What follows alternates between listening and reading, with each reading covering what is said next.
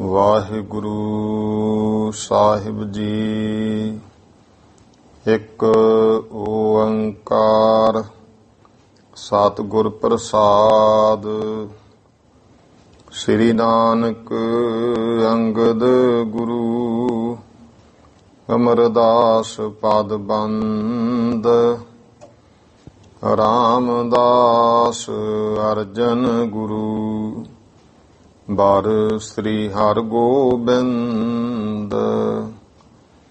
ਹਰੀ ਰਾਏ ਹਰਿ ਕ੍ਰਿਸ਼ਨ ਗੁਰ ਤੇਗ ਬਹਾਦਰ ਚੰਦ। ਦਸਵੇਂ ਗੋਬਿੰਦ ਸਿੰਘ ਗੁਰੂ ਨਮੋ ਚਰਨ ਅਰਬਿੰਦ। ਜਿਸ ਮਹਿ ਅੰਮ੍ਰਿਤ ਗਿਆਨ ਹੈ ਮਾਣਕ ਭਗਤ ਵੈਰਾਗ। ਸ੍ਰੀ ਗੁਰੂ ਗ੍ਰੰਥ ਸਾਹਿਬ ਉद्धਦ ਬੰਦੋਂ ਕਰ ਅਨੁਰਾਗ। ਸ੍ਰੀ ਗੁਰ ਸ਼ਬਦ ਕਮਾਏ ਜਿਨ ਜੀਤੇ ਪੰਚ ਵਿਕਾਰ। ਤਿਨ ਸੰਤਨ ਕੋ ਬੰਦਨਾ ਸਿਰ ਚਰਨਨ ਪਰ ਧਾਰ। ਏਕ ਓੰਕਾਰ ਸਤਿਗੁਰੂ ਤਿਹ ਪ੍ਰਸਾਦ ਸਚ ਹੋਏ। ਵਾਹਿਗੁਰੂ ਜੀ ਕੀ ਫਤਿਹ। ਬਿਘਨ ਬਿਨਾਸਨ ਸੋਏ। ਵਾਹਿਗੁਰੂ ਜੀ ਕਾ ਖਾਲਸਾ ਵਾਹਿਗੁਰੂ ਜੀ ਕੀ ਫਤਿਹ। ਗਰੀਬ ਨਵਾਜ ਚਬਰ ਤਖਤ ਦੇ ਮਾਲਕ ਜੁਗੋ ਜੁਗ ਅਟਲ ਦਸਾਂ ਪਾਤਸ਼ਾਹੀਆਂ ਦੀ ਆਤਮਿਕ ਜੋਤ। ਧੰਨ ਧੰਨ ਸ੍ਰੀ ਗੁਰੂ ਗ੍ਰੰਥ ਸਾਹਿਬ ਜੀ ਮਹਾਰਾਜ। ਗੁਰੂ ਪਾਤਸ਼ਾਹ ਜੀ ਦੀ ਕਿਰਪਾ ਬਖਸ਼ਿਸ਼ ਹੋਈ ਹੈ ਜੋ ਸਤਿਗੁਰੂ ਜੀ ਨੇ ਸ਼ਾਮ ਦੇ ਸਮੇਂ ਹਰ ਰੋਜ਼ ਦੀ ਤਰ੍ਹਾਂ ਸਤਸੰਗ ਘੜੀਆਂ ਬਖਸ਼ਿਸ਼ ਕੀਤੀਆਂ ਹਨ। ਆਓ ਇਤਿਹਾਸ ਦੀ ਕਥਾ ਦਾ ਸਮਾਂ ਹੈ। ਗੁਰੂ ਮਹਾਰਾਜ ਦਸਾਂ ਪਾਤਸ਼ਾਹੀਆਂ ਦਾ ਜੀਵਨ ਪ੍ਰਸੰਗ ਜੋ ਬਹੁਤ ਹੀ ਸਤਿਕਾਰਯੋਗ ਮਹਾਨ ਵਿਦਵਾਨ ਸ੍ਰੀਮਾਨ ਕਵੀ ਸੰਤ ਰੇਣ ਪ੍ਰੇਮ ਸਿੰਘ ਜੀ ਜੋ ਕਿ ਧੰਨ ਧੰਨ ਸ੍ਰੀ ਗੁਰੂ ਅੰਗਦ ਦੇਵ ਮਹਾਰਾਜ ਜੀ ਦੀ ਅੰਸ਼ ਬੰਸ਼ 12ਵੀਂ ਪੀੜ੍ਹੀ ਵਿੱਚੋਂ ਸਨ। ਉਹਨਾਂ ਨੇ ਬਹੁਤ ਹੀ ਪ੍ਰੇਮ ਤੇ ਸਤਿਕਾਰ ਨਾਲ ਇਤਿਹਾਸ ਸੋਹਣੀ ਛੰਦਾਬੰਦੀ ਅੰਦਰ ਲਿਖਿਆ ਹੈ, ਜਿਸ ਦੀ ਲੜੀਵਾਰ ਜੋ ਕਥਾ ਹੈ ਉਹ ਮਾਈ ਭਾਈ ਸਰਵਣ ਕਰਕੇ ਆਪੋ ਆਪਣਾ ਜੀਵਨ ਸਫਲ ਕਰ ਰਹੇ ਹਨ। ਲੜੀ ਤਹਿਤ ਚੌਥੇ ਮਹੱਲੇ ਦੀ ਕਥਾ ਕੱਲ ਭਾਵ ਸ੍ਰੀ ਗੁਰੂ ਰਾਮਦਾਸ ਜੀ ਮਹਾਰਾਜ ਦਾ ਜੀਵਨ ਪ੍ਰਸੰਗ ਕੱਲ ਸੰਪੂਰਨਤਾ ਹੋਈ ਤੇ ਮਹਾਰਾਜ ਦੇ ਜੋਤੀ ਜੋ ਸਮਾਉਣ ਦਾ ਜੋ ਪ੍ਰਸੰਗ ਹੈ ਉਹ ਆਪ ਜੀ ਨੇ ਸਰਵਣ ਕੀਤਾ ਹੈ। ਆਓ ਅੱਜ ਸ਼ਹੀਦਾਂ ਦੇ ਸਿਰਤਾਜ ਧੰਨ ਧੰਨ ਸ੍ਰੀ ਗੁਰੂ ਅਰਜਨ ਦੇਵ ਜੀ ਮਹਾਰਾਜ ਪੰਜਵੇਂ ਪਾਤਸ਼ਾਹ ਜੀ ਦਾ ਜੀਵਨ ਪ੍ਰਸੰਗ ਪੰਜਵੇਂ ਮਹੱਲੇ ਦੀ ਕਥਾ ਜੋ ਕਿ ਆਰੰਭ ਹੁੰਦੀ ਹੈ ਪ੍ਰੇਮ ਤੇ ਸਤਿਕਾਰ ਦੇ ਨਾਲ ਸਰਵਣ ਕਰੀਏ ਜੀ। ਸਤਨਾਮ ਸ੍ਰੀ ਵਾਹਿਗੁਰੂ ਸਾਹਿਬ ਜੀ। ਸ੍ਰੀ ਅਕਾਲ ਜੀ ਸਹਾਇ। ਜੋ ਭਾਈ ਸ਼੍ਰੋਮਣੀ ਹੈ ਅਕਾਲ ਪੁਰਖ ਪਰਮੇਸ਼ਰ ਸ੍ਰੀ ਜੋ ਅਕਾਲ ਪੁਰਖ ਮਾਇਆਪਤੀ ਪਰਮੇਸ਼ਰ ਵਾਹਿਗੁਰੂ ਉਹੀ ਹਰ ਜਗ੍ਹਾ ਤੇ ਸਹਾਇਕ ਹਨ ਜਾਂ ਸਹਾਏ ਹੋਣ। ਸ੍ਰੀ ਵਾਹਿਗੁਰੂ ਜੀ ਕੀ ਫਤਿਹ। ਵਾਹਿਗੁਰੂ ਪਰਮੇਸ਼ਰ ਅਕਾਲ ਪੁਰਖ ਉਹੀ ਭਾਈ ਸਾਰੀਆਂ ਜਗ੍ਹਾ ਤੇ ਫਤਿਹ ਬਖਸ਼ਣ ਵਾਲਾ ਹੈ, ਕਿਰਪਾ ਕਰਨ ਵਾਲਾ ਹੈ। ਇੱਕ ਓੰਕਾਰ ਸਤਿਗੁਰ ਪ੍ਰਸਾਦ। ਇਹ ਮੰਗਲ ਚਰਨ ਹੈ ਕਿ ਜੋ ਪਰਮੇਸ਼ਰ ਵਾਹਿਗੁਰੂ ਅਦੁੱਤੀ ਬ੍ਰਹਮ ਓੰਕਾਰ ਸਭ ਦਾ ਪ੍ਰਕਾਸ਼ਕ ਐਸਾ ਇੱਕ ਅਕਾਲ ਪੁਰਖ ਸਤ ਸਰੂਪ ਹੈ, ਗੁਰ ਚੇਤਨ ਸਰੂਪ ਹੈ, ਪ੍ਰਸਾਦ ਆਨੰਦ ਸਰੂਪ ਹੈ। ਗੁਰੂ ਦੀ ਕਿਰਪਾ ਦੁਆਰਾ ਅਕਾਲ ਪੁਰਖ ਜੀ ਦੀ ਪ੍ਰਾਪਤੀ ਹੁੰਦੀ ਹੈ। ਆਥ ਸ੍ਰੀ ਗੁਰਪੁਰ ਪ੍ਰਕਾਸ਼ ਗ੍ਰੰਥ। ਹੁਣ ਭਾਈ ਜੋ ਇਹ ਸ੍ਰੀ ਗੁਰੂ ਮਹਾਰਾਜ ਦਾ ਇਹ 10 ਪਾਤਸ਼ਾਹੀਆਂ ਦਾ ਇੱਕ ਗੁਰਪੁਰੀ ਰੂਪ ਇਹ ਪ੍ਰਕਾਸ਼ ਇਤਿਹਾਸ ਨੂੰ ਪ੍ਰਕਾਸ਼ਿਤ ਕਰਦਾ ਜੋ ਗ੍ਰੰਥ ਹੈ, ਭਾਵ ਗੁਰੂ ਦਾ ਜੋ ਇਤਿਹਾਸ ਇਹ ਗ੍ਰੰਥ ਹੈ ਇੱਕ ਗੁਰੂਪੁਰੀ ਹੈ। ਤੇ ਇਹਦੇ ਵਿੱਚ 10 ਪਾਤਸ਼ਾਹੀਆਂ ਦਾ ਇਤਿਹਾਸ ਉਹ ਭਾਈ 10 ਮਹੱਲੇ ਹਨ। ਪੰਚਮ ਮਹੱਲੇ ਸ੍ਰੀ ਸਤਿਗੁਰੂ ਅਰਜਨ ਦੇਵ ਜੀ ਕੀ ਕਥਾ ਪ੍ਰਾਰੰਭ ਤੇ। ਤੋ ਇਸ ਵਿੱਚ ਹੁਣ 5ਵੇਂ ਮਹੱਲਾ ਜੋ ਸ੍ਰੀ ਗੁਰੂ ਅਰਜਨ ਦੇਵ ਮਹਾਰਾਜ ਜੀ ਉਹਨਾਂ ਦੀ ਕਥਾ ਸੰਤ ਰੇਣ ਜੀ ਕਹਿੰਦੇ ਭਾਈ ਪ੍ਰਾਰੰਭ ਕਰਦੇ ਹਾਂ। ਦੋਹਰਾ ਹੁਣ ਇਹ ਇੱਕ ਪੁਰੀ ਨਗਰ ਸ਼ਹਿਰ ਦੇ ਵਿੱਚ 10 ਪਾਤਸ਼ਾਹੀਆਂ ਦਾ ਇਤਿਹਾਸ 10 ਮਹੱਲੇ ਰੂਪ ਹੈ। ਫਿਰ ਮਹੱਲੇ ਵਿੱਚ ਘਰ ਹੁੰਦੇ ਨੇ, ਇਹਨਾਂ ਨੇ ਇੱਕ ਪਹਿਲਾ ਦੂਜਾ ਤੀਜਾ ਘਰ ਪ੍ਰਸੰਗਾਂ ਦੇ ਹਿਸਾਬ ਨਾਲ ਉਹਦਾ ਨਾਮ ਘਰ ਲਿਖਿਆ ਹੈ। ਤੋਂ ਪਹਿਲੇ ਘਰ ਦੀ ਕਥਾ ਪਹਿਲਾਂ ਅਕਾਲ ਪੁਰਖ ਔਰ 10 ਪਾਤਸ਼ਾਹੀਆਂ ਦਾ ਮੰਗਲ ਕਰਦੇ ਹਨ। ਦੋਹਰਾ ਸਤ ਚਿਤ ਆਨੰਦ ਪਰਮਾਤਮਾ ਸਭ ਜੀਵਨ ਕੋ ਜੀਵ। ਤੋ ਜੋ ਪਰਮੇਸ਼ਰ ਹੈ ਉਹ ਸਤ ਚਿਤ ਆਨੰਦ ਹੈ, ਉਹਦਾ ਸਰੂਪ ਹੈ ਸਤ ਚਿਤ ਆਨੰਦ ਪਰਮੇਸ਼ਰ ਦਾ।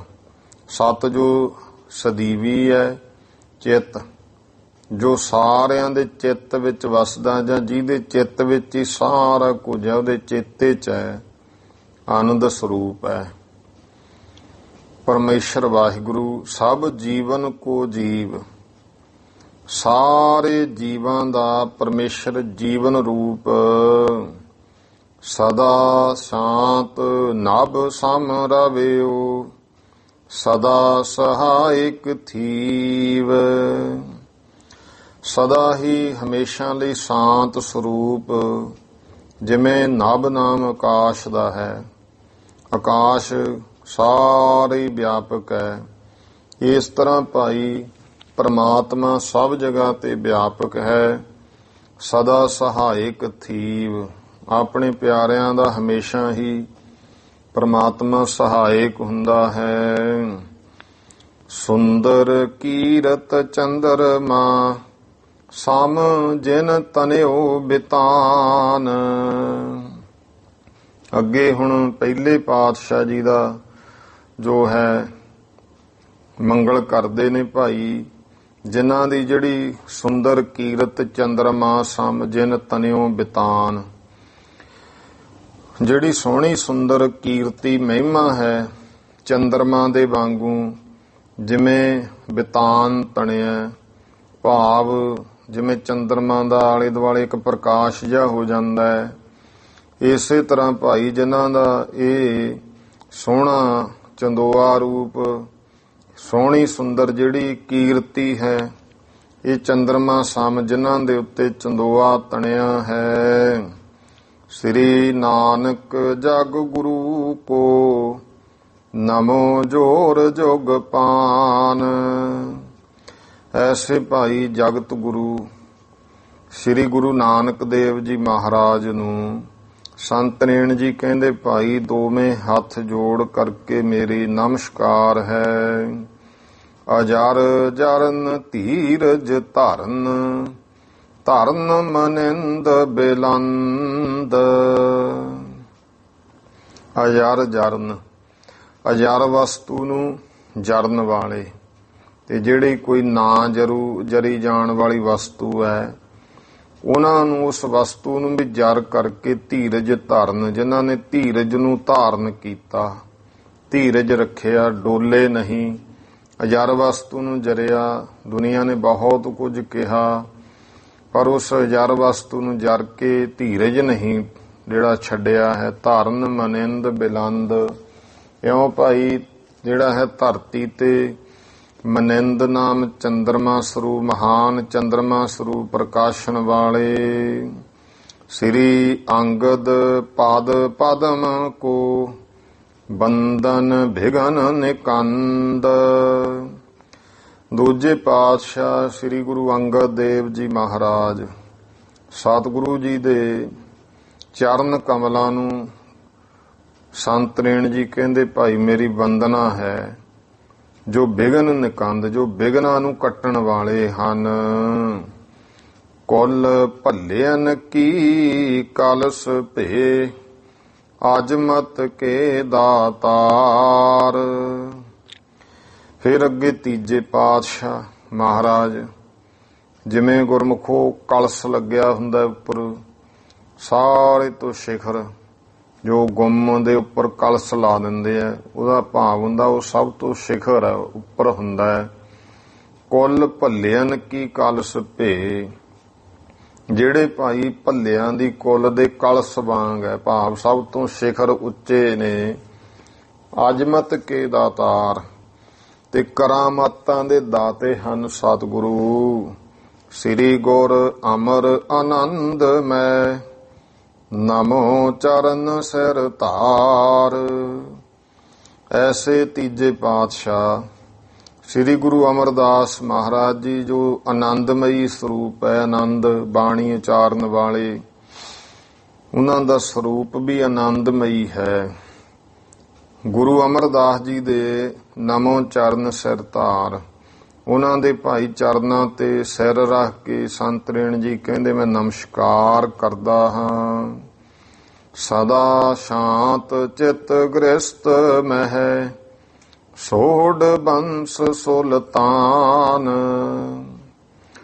ਫਿਰ ਧੰਨ ਗੁਰੂ ਰਾਮਦਾਸ ਜੀ ਚੌਥੇ ਪਾਤਸ਼ਾਹ, ਜਿਹੜੇ ਦੇਖੋ ਗੁਰੂ ਪਾਤਸ਼ਾਹ ਮਹਾਰਾਜ ਦੇ, ਗੁਰੂ ਅਮਰਦਾਸ ਜੀ ਦੀ ਪੁੱਤਰੀ ਬੀਬੀ ਭਾਨੀ ਨਾਲ ਸ਼ਾਦੀ ਹੋਈ, ਫਿਰ ਵੀ ਕੋਈ ਮਨ ਵਿੱਚ ਹਉਮੈ ਭਾਵ ਨਹੀਂ। ਸਦਾ ਸ਼ਾਂਤ ਚਿੱਤ ਗ੍ਰਸਤ ਮੈਂ, ਇਸ ਜੀਵਨ ਗ੍ਰਸਤੀ ਜੀਵਨ ਵਿੱਚ ਸਦਾ ਹੀ ਸ਼ਾਂਤ ਚਿੱਤ ਰਹਿਣ ਵਾਲੇ। ਸੋਢ ਬੰਸ ਸੁਲਤਾਨ, ਸੋਢੀ ਬੰਸ ਦੇ ਸੁਲਤਾਨ। ਰਾਮਦਾਸ ਸ੍ਰੀ ਸਤਿਗੁਰੂ, ਤਿੰਨ ਪਦ ਬੰਦਨ ਠਾਨ। ਤੋ ਸ੍ਰੀ ਸਤਿਗੁਰੂ ਰਾਮਦਾਸ ਜੀ ਮਹਾਰਾਜ ਸੰਤ ਨੈਣ ਜੀ ਕਹਿੰਦੇ ਭਾਈ ਉਹਨਾਂ ਦੇ ਵੀ ਚਰਨਾਂ ਤੇ ਬੰਦਨਾ ਕਰਦਾ ਹਾਂ। ਹੇਤ ਭਵਿੱਖ ਅਤਤਾਰ ਬੇ, ਰਚਿਓ ਗ੍ਰੰਥ ਸੁਰਤ ਸਾਰ। ਫਿਰ ਪੰਜਵੇਂ ਪਾਤਸ਼ਾਹ ਮਹਾਰਾਜ ਜੀ ਦਾ ਮੰਗਲ ਹੈ, ਜਿਨ੍ਹਾਂ ਨੇ ਭਵਿੱਖ ਵਿੱਚ ਇਹ ਜਾਣ ਕੇ ਕਿ ਆਉਣ ਵਾਲਾ ਸਮਾਂ ਸਾਰਿਆਂ ਨੂੰ ਤਾਰਨਾ ਹੈ। ਤੋ ਭਵਿੱਖਤ ਦੇ ਵਿੱਚ ਆਉਣ ਵਾਲੇ ਸਮੇਂ ਵਿੱਚ ਲੋਕਾਂ ਨੂੰ ਸੰਸਾਰ ਦਾ ਭਲਾ ਕਰਨ ਲਈ ਤਾਰਨ ਦੇ ਵਾਸਤੇ ਰਚਿਓ ਗ੍ਰੰਥ ਸੁਰਤ ਸਾਰ। ਗੁਰੂ ਸਾਹਿਬ ਨੇ ਗੁਰਬਾਣੀ ਗ੍ਰੰਥ ਜੋ ਰਚਿਆ, ਸਾਰੀ ਜੋ ਗ੍ਰੰਥ ਬੀੜ ਤਿਆਰ ਕੀਤੀ, ਬਾਣੀ ਇਕੱਤਰ ਕੀਤੀ, ਸੁਰਤ ਸਾਰ, ਜੋ ਸਾਰੇ ਵੇਦਾਂ ਸ਼ਾਸਤਰਾਂ ਦਾ ਸਾਰ ਸ੍ਰੇਸ਼ਟ ਹੈ। ਸ੍ਰੀ ਅਰਜਨ ਪਗ ਕਮਲ ਪਰ, ਨਮਸਕਾਰ ਬਹੁ ਬਾਰ। ਐਸੇ ਸ੍ਰੀ ਗੁਰੂ ਅਰਜਨ ਦੇਵ ਜੀ ਮਹਾਰਾਜ ਦੇ ਚਰਨ ਕਮਲਾਂ ਤੇ ਸੰਤਰੇਣ ਕਹਿ ਰਹੇ ਨੇ ਕਿ ਮੇਰੀ ਬਾਰ-ਬਾਰ ਬਹੁਤੀ ਵਾਰ ਬੇਅੰਤ ਵਾਰ ਨਮਸਕਾਰ ਹੈ। ਕਟ ਨਿਖੰਗ ਕਰ ਧਨ ਧਰੇ ਸਿਪਰ ਦੋਏ ਸ਼ਮਸ਼ੇਰ। ਇਥੇ ਕਟ ਨਿਖੰਗ ਕਰ ਧਨ ਧਰੇ ਦੀ ਜਗ੍ਹਾ ਤੇ ਤਨ ਧਰੇ ਸ਼ਬਦ ਠੀਕ ਹੈ ਕਿ ਛੇਵੇਂ ਪਾਤਸ਼ਾਹ ਮਹਾਰਾਜ ਕਟ ਨਿਖੰਗ, ਜਿਨ੍ਹਾਂ ਦੇ ਜੋ ਨਿਖੰਗ ਦਾ ਨਾਮ ਹੈ ਪੱਥਾ, ਕਟ ਨਾਮ ਹੈ ਲੱਕ ਦਾ। ਕਟ ਨਿਖੰਗ ਕਰ ਤਨ ਧਰੇ ਸਿਪਰ ਦੋਏ ਸ਼ਮਸ਼ੇਰ, ਤੇ ਜਿਨ੍ਹਾਂ ਨੇ ਭਾਈ ਆਪਣੇ ਲੱਕ ਦੇ ਨਾਲ ਪੱਥਾ ਬੱਧਿਆ ਹੈ ਤੇ ਸਰੀਰ ਦੇ ਉੱਤੇ ਇਉਂ ਜਿਹੜਾ ਹੈ ਸਿਪਰ, ਸਿਪਰ ਨਾਮ ਹੈ ਢਾਲ ਦਾ। ਉਹ ਮੋਢੇ ਤੇ ਢਾਲ ਹੈ ਮਹਾਰਾਜ ਦੇ, ਔਰ ਦੋਏ ਸ਼ਮਸ਼ੇਰ, ਦੋ ਤਲਵਾਰਾਂ ਨੂੰ ਧਾਰਨ ਕਰਨ ਵਾਲੇ। ਸ੍ਰੀ ਹਰਿ ਗੋਬਿੰਦ ਕੋ ਨਮੋ ਮ੍ਰਿਗ ਸ਼ਤਰਨ ਕੋ ਸ਼ੇਰ। ਐਸੇ ਮੀਰੀ ਪੀਰੀ ਦੇ ਮਾਲਕ ਸ੍ਰੀ ਗੁਰੂ ਹਰਗੋਬਿੰਦ ਸਾਹਿਬ ਛੇਵੇਂ ਪਾਤਸ਼ਾਹ ਜੀ ਨੂੰ ਨਮਸਕਾਰ ਹੈ, ਜੋ ਮ੍ਰਿਗ ਸ਼ਤਰਨ ਕੋ ਸ਼ੇਰ, ਜੋ ਦੁਸ਼ਮਣ ਰੂਪੀ ਮਿਰਗਾਂ ਦੇ ਵਾਸਤੇ ਸ਼ੇਰ ਰੂਪ ਹਨ। ਕਰੇ ਰੰਕ ਤੇ ਰਾਵ ਗਨ ਸ੍ਰੀ ਮੁਖ ਤੇ ਕਹਿ ਬੈਨ। ਫਿਰ ਸੱਤਵੇਂ ਪਾਤਸ਼ਾਹ ਜੀ ਦਾ ਮੰਗਲ ਹੈ ਕਿ ਦੇਖੋ ਮੁਖੋਂ ਬਚਨ ਹੀ ਕਹਿਣ ਦੇ ਨਾਲ ਕੰਗਾਲਾਂ ਤੋਂ ਬੇਅੰਤ ਨੂੰ ਰਾਜੇ ਬਣਾਤਾ ਮਹਾਰਾਜ ਨੇ। ਕਰੇ ਰੰਕ ਤੇ ਰਾਵ ਗਨ, ਇੱਕ ਨਹੀਂ ਅਨੇਕਾਂ ਹੀ ਭਾਈ ਰੰਕ ਕੰਗਾਲ ਤੋਂ ਰਾਜੇ ਬਣਾਤੇ। ਸ੍ਰੀ ਮੁਖ ਤੇ ਕਹਿ ਬੈਨ, ਜੋ ਆਪਣੇ ਸੁਭਾਏਮਾਨ ਮੁਖ ਤੋਂ ਬਚਨ ਕਹਿ ਕੇ ਸ੍ਰੀ ਸਤਿਗੁਰ ਹਰ ਰਾਏ ਜੀ ਸਿਮਰੇ ਜਿਨ ਜਮ ਭੈ ਨਾ। ਐਸੇ ਭਾਈ ਸ੍ਰੀ ਗੁਰੂ ਮਹਾਰਾਜ ਸਤਿਗੁਰੂ ਹਰ ਰਾਏ ਸਾਹਿਬ, ਜਿਨ੍ਹਾਂ ਨੂੰ ਸਿਮਰਿਆ ਮਨ ਦੇ ਵਿੱਚ ਜਾਂ ਸਿਮਰਨ ਵਾਲੇ ਨੂੰ ਕੋਈ ਵੀ ਜਮਾਂ ਦਾ ਭੈ ਨਹੀਂ ਹੁੰਦਾ ਹੈ। ਬਾਲਕ ਬੈ ਅਤ ਸ਼ਕਤ ਮੈਂ ਦਰਸ਼ਨ ਤੇ ਦੁਖ ਜਾਏ। ਜੋ ਅਰਦਾਸ ਵਿੱਚ ਆਪਾਂ ਇਹ 10ਵੇਂ ਪਾਤਸ਼ਾਹ ਮਹਾਰਾਜ ਜੀ ਨੇ ਜੋ ਭਾਈ ਇਹ ਪੌੜੀ ਉਚਾਰਨ ਕੀਤੀ ਹੈ, ਸ੍ਰੀ ਹਰਿ ਕ੍ਰਿਸ਼ਨ ਧਿਆਈ ਹੈ ਜਿਸ ਡਿਠੈ ਸਭ ਦੁੱਖ ਜਾਏ।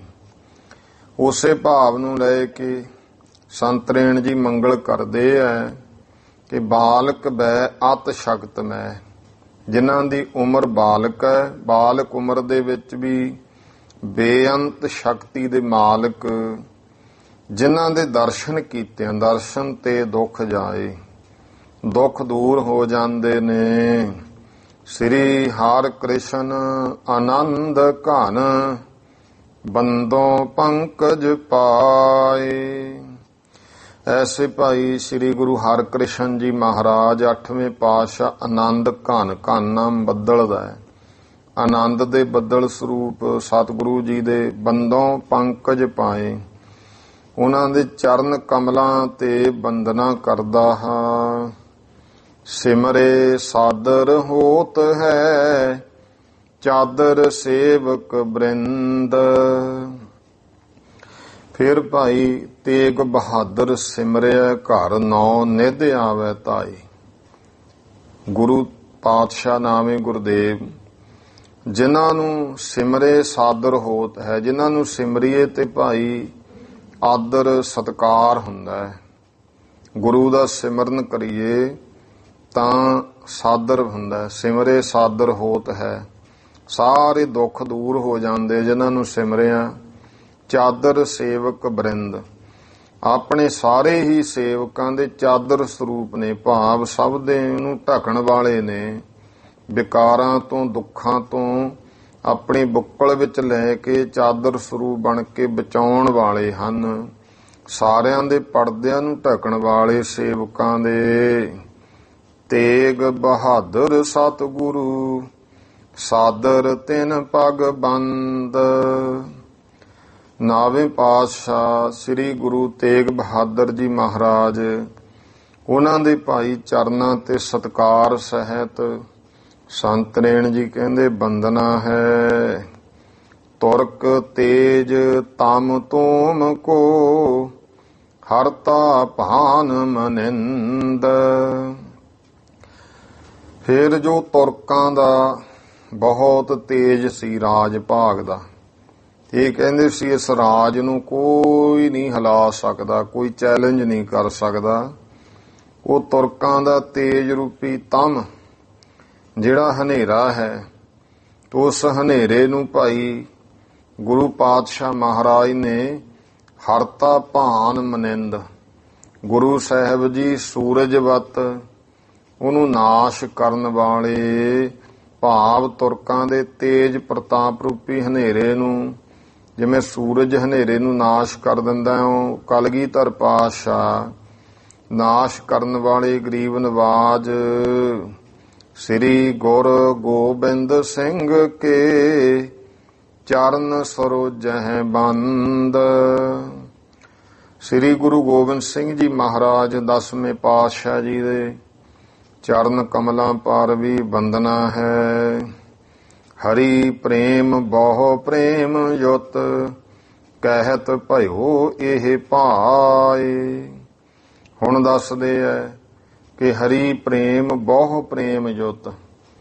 ਸੰਤਰੇਣ ਪ੍ਰੇਮ ਸਿੰਘ ਜੀ ਕਹਿੰਦੇ ਭਾਈ ਜੋ ਬਾਬਾ ਪ੍ਰੇਮ ਸਿੰਘ ਬੇਦੀ ਸਨ, ਹਰੀ ਪ੍ਰੇਮ, ਉਹ ਬਾਬਾ ਪ੍ਰੇਮ ਸਿੰਘ ਬੇਦੀ ਨੇ ਬਹੁ ਪ੍ਰੇਮ ਯੁਤ, ਬਹੁਤ ਹੀ ਪ੍ਰੇਮ ਦੇ ਸਹਿਤ ਕਹਿਤ ਭਇਓ ਇਹ ਭਾਏ। ਇਸ ਤਰ੍ਹਾਂ ਉਹਨਾਂ ਨੇ ਸਾਨੂੰ ਕਿਹਾ, ਚਤੁਰ ਮਹੱਲੇ ਦਰਸੇ ਭਲੇ ਅਬ ਪੰਚਮ ਦਰਸਾਏ। ਕਿ ਹੁਣ ਤੁਸੀਂ 4 ਮਹੱਲਿਆਂ ਦੇ ਦਰਸ਼ਨ ਭਾਵ 4 ਗੁਰੂ ਸਾਹਿਬਾਂ ਦਾ ਜੀਵਨ ਉਹ ਸੁਣਾ ਕੇ ਕਥਾ ਸਾਨੂੰ ਦਰਸ਼ਨ ਕਰਵਾਤੇ ਭਲੀ ਪ੍ਰਕਾਰ। ਬਾਬਾ ਪ੍ਰੇਮ ਸਿੰਘ ਬੇਦੀ ਕਹਿੰਦੇ ਕਿ ਹੇ ਸੰਤਰੇਣ ਪ੍ਰੇਮ ਸਿੰਘ ਜੀ, ਹੁਣ ਕਿਰਪਾ ਕਰੋ 5ਵੇਂ ਪਾਤਸ਼ਾਹ ਜੀ ਦੇ ਵੀ ਦਰਸ਼ਨ ਕਰਵਾਓ। ਉਜਲ ਮਨੀਖਾ ਤੋਹੇ ਅਤ ਧਨ ਅਹੋ ਮਨ ਮੀਤ। ਤੇ ਇਸ ਤਰ੍ਹਾਂ ਉਜਲ ਮਨੀਖਾ ਤੋਹੇ ਅਤ, ਮਨੀਖ ਨਾਮ ਹੈ ਬੁੱਧੀ ਦਾ, ਕਹਿੰਦੇ ਉਹ ਉਜਲ ਮਨੀਖਾ ਤੋਹੇ ਅਤ ਧਨ ਅਹੋ ਮਮ ਮੀਤ। ਫਿਰ ਸੰਤਰੇਣ ਪ੍ਰੇਮ ਸਿੰਘ ਕਹਿਣ ਲੱਗੇ ਇਹ ਕਿ ਅਸੀਂ ਕਿਹਾ ਵੀ ਹੈ ਉਜਲ ਬਹੁਤ ਹੀ ਪਵਿੱਤਰ ਬੁੱਧ ਹੈ ਤੁਹਾਡੀ, ਉਜਲ ਮਨੀਖਾ ਤੋਹੇ ਅਤ, ਤੁਹਾਡੀ ਜਿਹੜੀ ਬੁੱਧੀ ਹੈ ਇਹ ਬਾਬਾ ਪ੍ਰੇਮ ਸਿੰਘ ਬੇਦੀ ਜੀ ਬਹੁਤ ਹੀ ਪਵਿੱਤਰ ਹੈ। ਧਨ ਅਹੋ ਮਮ ਮੀਤ, ਐ ਮੇਰੇ ਮਿੱਤਰ ਤੁਸੀਂ ਧਨ ਹੋ। ਹਰੀ ਪ੍ਰੇਮ ਜੀ ਦਰਸੀਏ ਪੰਚਮ ਮਹਿਲ ਪੁਨੀਤ।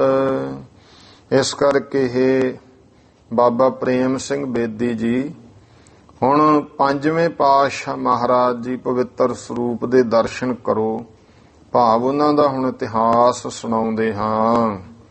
ਕਥਾ ਪੰਚਮ ਗੁਰੂ ਸਭ ਸਤਿਗੁਰੂ ਮਨਾਏ। ਸਾਰੇ ਸਤਿਗੁਰਾਂ ਨੂੰ ਮਨਾ ਕਰਕੇ ਭਾਵ 10 ਪਾਤਸ਼ਾਹੀਆਂ ਦਾ ਮੰਗਲ ਕਰਕੇ ਸੰਤਰੇਣ ਜੀ ਕਹਿੰਦੇ ਹੁਣ ਭਾਈ 5ਵੇਂ ਪਾਤਸ਼ਾਹ ਗੁਰੂ ਮਹਾਰਾਜ ਦੀ ਕਥਾ ਕਥਨ ਲੱਗੇ ਹਾਂ। ਬਿਘਨ ਬਿਨਾਸਨ ਕੋ ਕਰਹਿ ਹੋਵੈ ਸਦਾ ਸਹਾਈ। ਜੋ ਬਿਘਨਾਂ ਦਾ ਨਾਸ਼ ਕਰਨ ਵਾਲੀ ਤੇ ਸਤਿਗੁਰੂ ਸੱਚੇ ਪਾਤਸ਼ਾਹ ਮਹਾਰਾਜ ਬਿਘਨਾਂ ਦਾ ਨਾਸ਼ ਕਰਨ ਵਾਲੇ ਗੁਰੂ ਕੀ ਕਥਾ ਜੋ ਹੈ ਇਹ ਵੀ ਬਿਘਨਾਂ ਦਾ ਨਾਸ਼ ਕਰਨ। ਬਿਘਨ ਬਿਨਾਸਨ ਕੋ ਕਰਹਿ ਹੋਵੈ ਸਦਾ ਸਹਾਏ। ਜੋ ਭਾਈ ਆਪਣੇ ਪਿਆਰਿਆਂ ਦੇ ਸਦਾ ਹਮੇਸ਼ਾ ਸਹਾਇਕ ਹੁੰਦੇ ਨੇ। ਸ੍ਰੀ ਅਰਜਨ ਗੁਰ ਤਾਲਏ ਹੋਈ ਸ਼ਕਤ ਵਿਸਾਲ। ਸ੍ਰੀ ਗੁਰੂ ਅਰਜਨ ਦੇਵ ਮਹਾਰਾਜ ਜੀ ਨੂੰ ਗੁਰਤਾ ਪ੍ਰਾਪਤ ਹੋ ਗਈ ਤਾਂ ਵਿਸ਼ਾਲ, ਜਿਹਦਾ ਕੋਈ ਅੰਤ ਨਹੀਂ, ਏਡੀਆਂ ਸ਼ਕਤੀਆਂ ਜਿਹੜੀਆਂ ਨੇ ਉਹ ਪ੍ਰਾਪਤ ਹੋ ਗਈਆਂ। ਪਿਤ ਸਿੰਘਾਸਨ ਹੋਏ ਥਿਤ, ਦਰਸਹਿ ਸਿੱਖ ਮੁਦ ਨਾਲ। ਪਿਤਾ ਸਤਿਗੁਰੂ ਜੀ ਦੇ ਸਿੰਘਾਸਣ ਤੇ ਗੁਰੂ ਅਰਜਨ ਦੇਵ ਜੀ ਹੁਣ ਬਿਰਾਜਮਾਨ ਹੋ ਗਏ ਤੇ ਜਿੰਨੇ ਵੀ ਸਿੱਖ ਨੇ ਆਨੰਦ ਖੁਸ਼ੀ ਨਾਲ ਮਹਾਰਾਜ ਦੇ ਦਰਸ਼ਨ ਕਰਦੇ ਹਨ। ਚੌਪਈ ਤੀਨ ਲੋਕ ਮਹਿ ਅਸ ਨਹਿ ਕੋਈ, ਤਿੰਨਾਂ ਲੋਕਾਂ ਦੇ ਵਿੱਚ ਐਸਾ ਹੋਰ ਕੋਈ ਨਹੀਂ। ਚਾਹੇ ਸੋ ਕਰੈ ਹਟਾਵੈ ਜੋਈ, ਕਿ ਜੋ ਮਹਾਰਾਜ ਚਾਹਣ ਉਹ ਕਰ ਸਕਦੇ ਆ, ਜਿਹੜਾ ਕੋਈ ਗੁਰੂ ਦੇ ਕਰੇ ਨੂੰ ਹਟਾ ਸਕੇ ਇਹੋ ਜਿਹਾ ਕੋਈ ਨਹੀਂ ਹੈ, ਜਾਂ ਕੋਈ ਐਸਾ ਕੋਈ ਨਹੀਂ ਵੀ ਜੋ ਕੋਈ ਚਾਹੇ ਉਹ ਕਰ ਦੇਵੇ, ਜੋ ਚਾਹੇ ਹਟਾ ਦੇਵੇ। ਇਹ ਸ਼ਕਤੀ ਹੈ ਗੁਰੂ ਅਰਜਨ ਦੇਵ ਪਾਤਸ਼ਾਹ ਜੀ ਕੋਲ। ਇੰਦਰ ਸਮੇਤ ਦੇਵਤਾ ਸਾਰੇ, ਇੰਦਰ ਇਤਿਆਦਿਕ ਸਮੇਤ ਸਾਰੇ ਹੀ ਦੇਵਤੇ, ਰਹਿ ਸਦਾ ਆਇਸ ਅਨਸਾਰੇ। ਉਹ ਸਾਰੇ ਭਾਈ ਹਮੇਸ਼ਾ ਆਇਸ ਹੁਕਮ ਆਗਿਆ ਦੇ ਅਨੁਸਾਰ ਰਹਿੰਦੇ ਹਨ। ਜਿਸ ਕੋ ਚਾਹੈ ਨਰਕ ਮਹਿ ਪਾਵਹਿ, ਐਡੀ ਤਾਕਤ ਸਤਿਗੁਰੂ ਜੀ ਦੀ ਕਿ ਜਿਹਨੂੰ ਚਾਹਣ, ਜੇ ਉਹਦੇ ਪਾਪ ਨੇ ਕਰਮ, ਤਾਂ ਉਹਨੂੰ ਨਰਕਾਂ ਵਿੱਚ ਪਾ ਸਕਦੇ ਨੇ। ਨਰਕ ਬਿਖੈ ਤੇ ਸੁਰਗ ਪੁਚਾਵਹਿ, ਕੋਈ ਨਰਕਾਂ 'ਚ ਪਿਆ ਹੋਇਆ, ਮਹਾਰਾਜ ਕੋਲ ਤਾਕਤ ਹੈ ਕਿ ਉਹ ਨਰਕਾਂ 'ਚੋਂ ਕੱਢ ਕੇ ਸੁਰਗ ਪਹੁੰਚਾ ਸਕਦੇ ਐ। ਮਹਾਰਾਜ ਪਦ ਬਖਸ਼ੈ ਰੰਕ, ਫਿਰ ਕੰਗਾਲਾਂ ਨੂੰ ਵੀ ਜਿਹੜਾ ਹੈ ਮਹਾਰਾਜ ਦੀ ਪਦਵੀ ਬਖਸ਼ਣ ਵਾਲੇ ਹਨ। ਰੰਕ ਕਰਹਿ ਰਾਜਾ ਬਿਨ ਸ਼ੰਕ, ਜਾਂ ਮਹਾਰਾਜ ਪਦ ਬਖਸ਼ੈ ਰੰਕ, ਇਹਦੇ ਅਰਥ ਹੈ ਵੀ ਵੱਡੇ ਵੱਡੇ ਮਹਾਰਾਜਿਆਂ ਦਾ ਜਿਨ੍ਹਾਂ ਕੋਲੇ ਪਦ ਸੀ ਉਹਨਾਂ ਨੂੰ ਕੰਗਾਲ ਕਰ ਸਕਦੇ ਆ। ਰੰਕ ਕਰਹਿ ਰਾਜਾ ਬਿਨ ਸ਼ੰਕ, ਤੇ ਜਿਹੜਾ ਕੋਈ ਬਿਨਾਂ ਸ਼ੰਕੇ ਤੋਂ ਕੰਗਾਲ ਨੂੰ ਰਾਜਾ ਕਰ ਸਕਦੇ ਆ। ਫਿਰ ਦੂਜੇ ਅਰਥ ਵੀ ਹੈ ਮਹਾਰਾਜ ਪਦ ਬਖਸ਼ੈ ਰੰਕ, ਜਿਹੜੇ ਮੁੱਖ ਅਰਥ ਇਹੀ ਹੈ ਕਿ ਕੰਗਾਲ ਨੂੰ ਮਹਾਰਾਜੇ ਦੀ ਪਦਵੀ ਬਖਸ਼ ਸਕਦੇ ਹਨ। ਰੰਕ ਕਰਹਿ ਰਾਜਾ ਬਿਨ ਸ਼ੰਕ, ਰਾਜੇ ਨੂੰ ਭਾਈ ਬਿਨਾਂ ਸ਼ੰਕੇ ਤੋਂ ਕੰਗਾਲ ਵੀ ਕਰ ਸਕਦੇ ਨੇ। ਕਹਿ ਬਚਨ ਜੀਵਤ ਕੋ ਮਾਰਹਿ, ਐਡੀ ਤਾਕਤ ਪੰਜਵੇਂ ਪਾਤਸ਼ਾਹ ਜੀ ਜੇ ਬਚਨ ਕਹਿ ਦੇਣ ਜਿਉਂਦੇ ਨੂੰ ਵੀ ਮਾਰ ਸਕਦੇ ਐ। ਮਰਤੇ ਕੋ ਤਤਕਾਲ ਉਬਾਰਹਿ, ਤੇ ਮਰ ਰਹੇ ਨੂੰ ਤੁਰੰਤ ਸਤਿਗੁਰੂ ਜੀ ਬਚਾ ਸਕਦੇ ਨੇ। ਰਿਸ ਪ੍ਰਸੰਨਤਾ ਸਫਲ ਵਿਸਾਲਾ, ਜਿਨ੍ਹਾਂ ਦਾ ਰਿਸ ਗੁੱਸਾ ਵੀ ਤੇ ਜਿਨ੍ਹਾਂ ਦੀ ਪ੍ਰਸੰਨਤਾ ਉਹ ਦੋਵੇਂ ਹੀ ਬੇਅੰਤ ਸਫਲ ਨੇ। ਜੋ ਵੀ ਕਿਸੇ ਨੂੰ ਮਾੜੇ ਨੂੰ ਉਹੋ ਜਿਹਾ ਬਚਨ, ਜੇ ਕਿਸੇ ਨੇ ਮਾੜਾ ਕਰਮ ਕੀਤਾ ਉਹੋ ਜਿਹਾ ਬਚਨ ਕਰਤਾ ਅਟਲ ਹੈ ਗੁਰੂ ਪਾਤਸ਼ਾਹ ਦਾ। ਕਿਸੇ ਨੇ ਸੇਵਾ ਕੀਤੀ ਪ੍ਰਸੰਨਤਾ ਦਾ ਬਚਨ ਕਰਤਾ ਉਹ ਵੀ ਟਲ ਹੈ। ਰਿਸ ਪ੍ਰਸੰਨਤਾ ਸਫਲ ਵਿਸਾਲਾ, ਜਿਨ੍ਹਾਂ ਦਾ ਗੁੱਸਾ ਵੀ ਜਿਨ੍ਹਾਂ ਦੀ ਖੁਸ਼ੀ ਵੀ ਭਾਈ ਬੇਅੰਤ ਸਫਲ ਹੈ।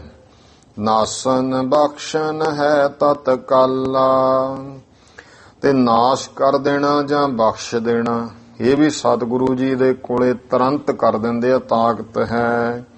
ਇਮ ਸਮਰੱਥਤਾ ਕਹਾਂ ਛਪਾਈ, ਐਡੀ ਭਾਈ ਜਿਹੜੀ ਇਹ ਸਮਰੱਥਾ ਹੈ, ਤਾਕਤ ਹੈ, ਸਮਰੱਥਾ, ਇਹ ਕੌਣ ਕੋਈ ਛਪਾ ਸਕਦਾ ਹੈ। ਅਨਕ ਹੇਤ ਭੇ ਹੋਇ ਬਿਦਤਾਈ, ਅਨਕ ਹੇਤ ਭੇ ਅਨੇਕਾਂ ਦੇ ਭਲੇ ਦੇ ਵਾਸਤੇ ਇਹ ਹੋਇ ਬਿਦਤਾਈ ਪ੍ਰਗਟ ਹੋ ਜਾਂਦੀ ਹੈ। ਐਡੀ ਮਹਾਰਾਜ ਦੀ ਸ਼ਕਤੀ ਕਰਾਮਾਤ ਕਿਉਂ ਪ੍ਰਗਟ ਹੋ ਜਾਂਦੀ ਹੈ। ਸਿੱਖ ਸੇਵਕ ਪਰਖੈ ਬਹੁ ਭਾਂਤੀ, ਜਿੰਨੇ ਵੀ ਜਿਹੜੇ ਹਨ ਸਿੱਖ ਸੇਵਕ ਹੈ ਉਹਨਾਂ ਨੂੰ ਸਤਿਗੁਰੂ ਜੀ ਬਹੁਤ ਤਰ੍ਹਾਂ ਕਰਕੇ ਪਰਖਦੇ ਨੇ। ਸਭ ਘਟ ਘਟ ਕੀ ਜਾਣੈ ਬਾਤੀ। ਤੇ ਸਾਰਿਆਂ ਦੇ ਹਿਰਦੇ ਦੀ ਗੱਲ ਨੂੰ ਜਾਣਦੇ ਹਨ। ਅਜਮਤ ਜੁਤ ਸਿੱਖ ਕੇਤ ਕਿਆ ਹੈ।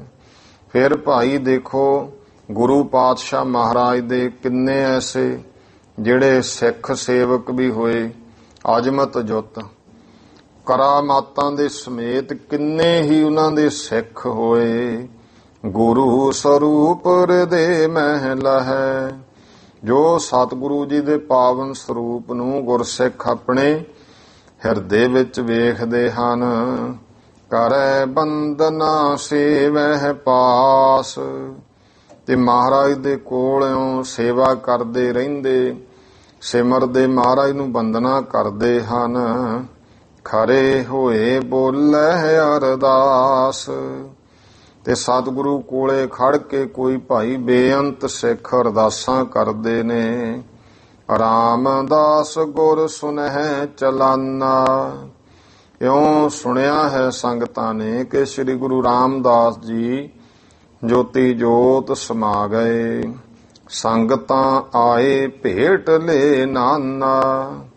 ਤਾਂ ਹੁਣ ਸੰਗਤਾਂ ਪੰਜਵੇਂ ਪਾਤਸ਼ਾਹ ਜੀ ਦੇ ਕੋਲੇ ਅਨੇਕਾਂ ਤਰ੍ਹਾਂ ਦੀਆਂ ਭਟਾਵਾਂ ਲੈ ਕੇ ਆਉਂਦੇ ਹਨ। ਦਰਸ਼ਨ ਕਰਹਿ ਭਾਵ ਨਾ ਪਾਵਹਿ। ਤੇ ਦਰਸ਼ਨ ਕਰਦੇ ਨੇ ਮਹਾਰਾਜ ਦੇ, ਜੋ ਭਾਈ ਇੱਛਾ ਭਾਵਨਾ ਪ੍ਰਾਪਤ ਕਰਦੇ ਹਨ। ਗੁਣ ਗਾਨ ਗਾਵਤ ਸਦਨ ਸਿਧਾਵਹਿ। ਅਨੇਕਾਂ ਹੀ ਗੁਣਾਂ ਨੂੰ, ਬੇਅੰਤ ਗੁਣਾਂ ਨੂੰ ਗਾਉਂਦੇ ਹੋਏ ਇਉਂ ਸੇਵਕ ਫਿਰ ਵਾਪਸ ਆਪਣੇ ਘਰਾਂ ਨੂੰ ਜਾਂਦੇ ਹਨ। ਦੇਸ ਵਿਦੇਸਨ ਭੇ ਬਖਿਆਤਾ।